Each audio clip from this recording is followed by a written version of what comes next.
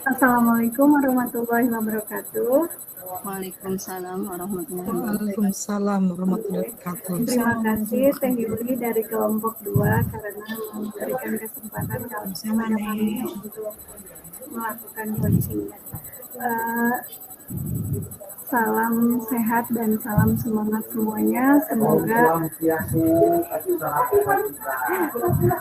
semuanya dalam keadaan sehat dan tetap semangat ya, walaupun kita ada di sesi terakhir di kelompok 2. Untuk coaching kali ini yang menjadi pengamat adalah saya sendiri, Risma.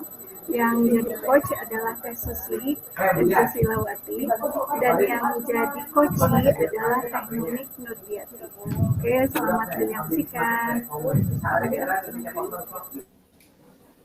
Bismillahirrahmanirrahim. Assalamualaikum. Gimana kabarnya hari ini? Waalaikumsalam Teteh. Alhamdulillah sehat. Gimana Teteh kabarnya juga? Alhamdulillah sehat juga. Terima kasih ya sudah datang. Apa nih yang mau diobrolin kali ini? Ini Teh begini ya. Sebenarnya saya tuh ada sedikit permasalahan yang mengganggu pikiran saya sih akhir-akhir ini, yaitu terkait sama pembelajaran di kelas Teh. Oh iya. Masalahnya apa ya? Boleh diceritakan? Ini murid di kelas saya tuh Teh, terutama yang kelas 12. Setiap pelajaran saya itu pelajaran tiketing, sepertinya mereka tuh merasa ada perasaan takut dan sangat kurang antusias belajarnya tuh Teh. Oh, jadi masalahnya tuh mengenai anak yang kurang antusias, seperti ada yang perasaan takut ya? Iya, betul Teh. Nah, Teh, kita kan ada waktu nih, sedikitnya sekitar 10-15 menit itulah. Dari percakapan ini, apa yang kita harapkan? Saya sih berharap setelah melakukan percakapan ini dengan Teteh, saya bisa menemukan solusi dari permasalahan murid di kelas Teh. Jadi ingin agar murid antusias ya? Iya, mohon Teh. Menurut pengamatan Teh Nuni, murid yang antusias itu yang seperti apa? Kalau menurut saya sih murid antusias itu yang aktif ya Teh. Terus juga responsif, terus ada kreatif juga dalam mengikuti pelajaran gitu. Oh, jadi siswa yang antusias itu harus yang aktif, responsif, dan kreatif ya dalam pembelajaran. Iya, itu menurut saya sih Teh. Gitu. Kalau siswa yang sangat antusias itu ada di level 10, menurut Teh Nuni, kira-kira siswa Teteh ada di level berapa? Kayaknya siswa saya ada di level 5 deh Teh. Karena pelajaran saya itu ya tiketing itu memang rumit, banyak sekali perhitungan, ada juga rumus-rumusnya. Kemudian pembelajarannya itu dilaksanakan setelah istirahat kedua. Jadi di saat anak-anak memang sudah sangat lelah ya. Jadi kadang si anak itu kelihatannya tuh malas banget dan kurang respon di kelas itu sama sekali nggak hidup gitu Teh. Oh, karena itu yang udah istirahatnya ya. Iya. Wah, ternyata banyak juga ya tantangannya. Iya betul Teh. Paling tidak kalau dengan kondisi yang sekarang ini ya, Teteh harapkan murid Teteh itu naik ke level berapa? Kalau yang saya harapkan sih bisa naik ke ya setidaknya ke level 7 Teh. Level 7 ya. Apa yang bisa Teteh lakukan untuk bisa sampai ke level 7 itu? Nah, sebetulnya itu nih yang Teh yang saya pikirkan, makanya saya pengen berdialog sama Teteh tuh untuk mencari apa ya solusinya, gimana kira-kira apa yang bisa saya lakukan juga gitu Teh.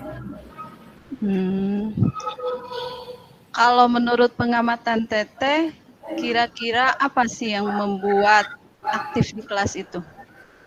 Kalau saya perhatikan sih biasanya anak-anak itu merasa aktif atau termotivasi ya kalau kita ada permainan atau games ketika saya ngasih games mereka sebenarnya jadi semangat belajar gitu.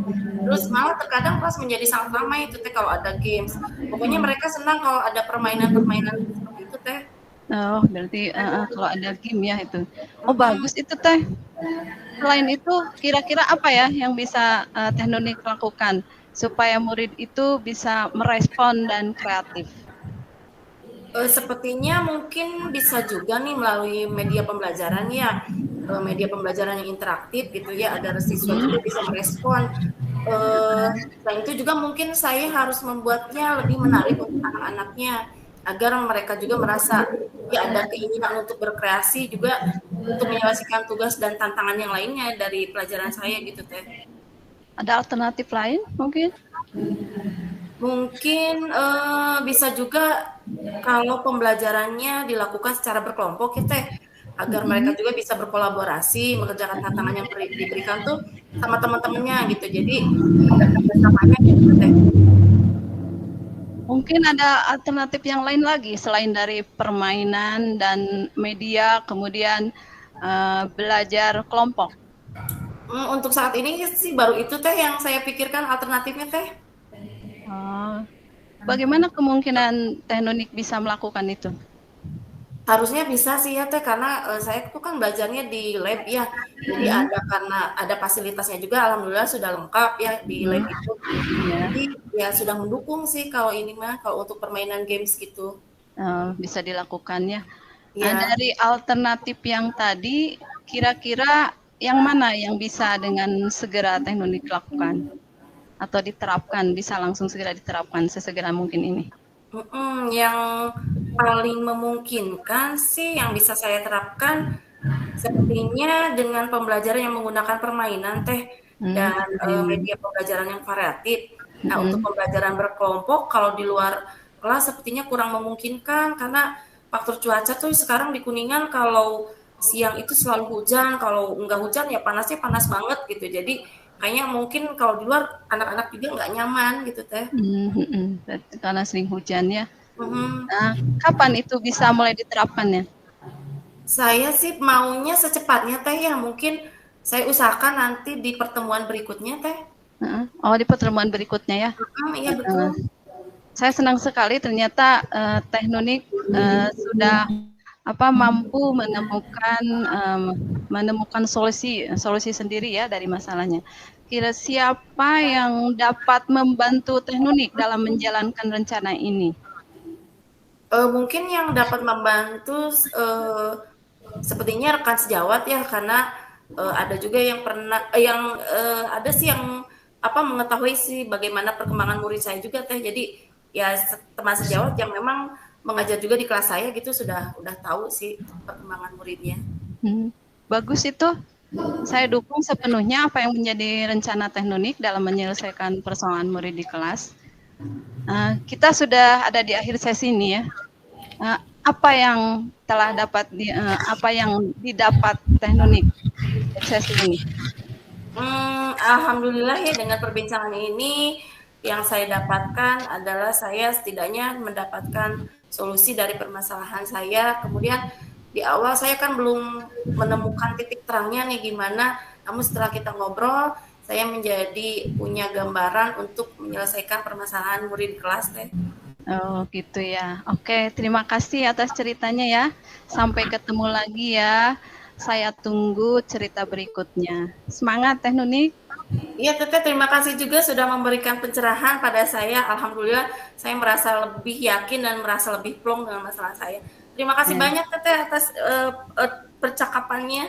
Sama-sama. Assalamualaikum. Waalaikumsalam warahmatullahi wabarakatuh. Oke, demikianlah presentasi dari kami, presentasi mengenai seksi. Mungkin saya di sini akan sedikit menyampaikan refleksi dari ini ya. Ini adalah refleksi dari latihan coaching kita. Yang pertama, apa yang sudah berjalan dengan baik? Yang sudah berjalan dengan baik adalah kesadaran penuh dari coach sendiri. Kemudian udah ada pertanyaan berbobot dari awal sampai akhir sesi. Kemudian juga ada mendengarkan aktif dan mendengarkan dengan rasa itu yang ada 4 yang resiko. Oke. Kemudian yang kedua, apa yang masih perlu diperbaiki atau ditingkatkan, itu ya ini mengenai alur filter. Ya ini ketika kami latihan. Yang pertama adalah identifikasi. Jadi kurang menggali pada tahap identifikasi, kurang menggali lebih dalam, dan belum memetakan situasi. Awalnya kita belum memetakan situasi, namun di coaching kali ini, alhamdulillah sudah dipetakan. Kemudian yang B, solusi kurang ditonjolkan, jadi kurang ada rencana aksi. Yang C-nya adalah tanggung jawab. Jadi waktu kita latihan belum memastikan komitmen secara lebih rinci, gitu, kapan-kapan ini.